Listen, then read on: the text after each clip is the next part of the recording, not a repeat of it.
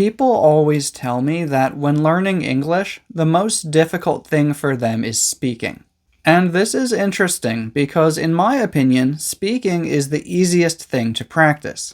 It's easy because you aren't trying to understand new things. You are just repeating things that you already know.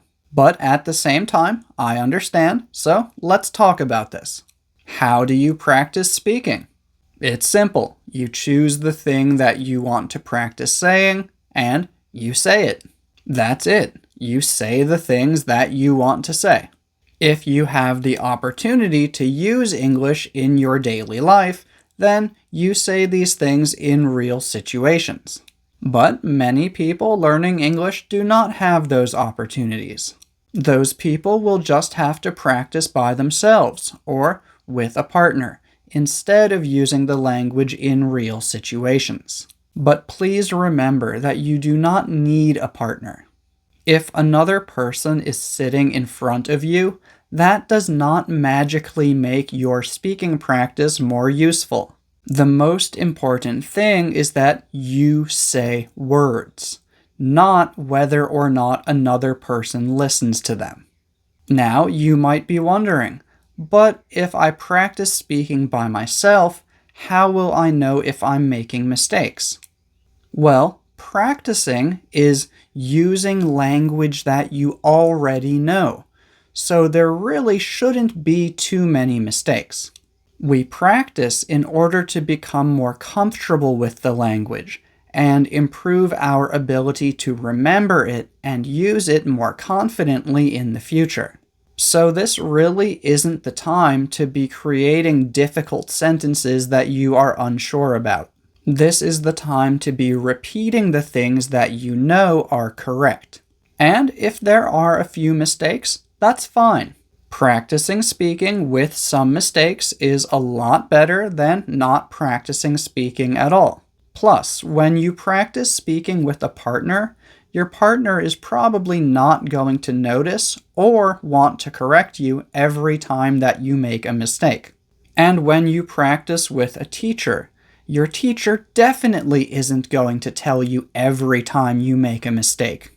But again, you don't practice speaking in order to learn new things. You learn new things while you are reading, listening, or studying. Speaking practice is when you take those things that you have already learned and you repeat them again and again until they become natural to you. And I'm not saying that you can't use speaking practice as an opportunity to focus on your pronunciation. You definitely can do that, and in many situations, I recommend doing that. However, if you want to focus on your fluency and your confidence, speaking practice is not the time to learn how to pronounce new words. Likewise, it's not the time to learn new grammar. Speaking practice is the time to repeat the sentences that you already know are correct so that you can use them confidently in the future without ever thinking about grammar.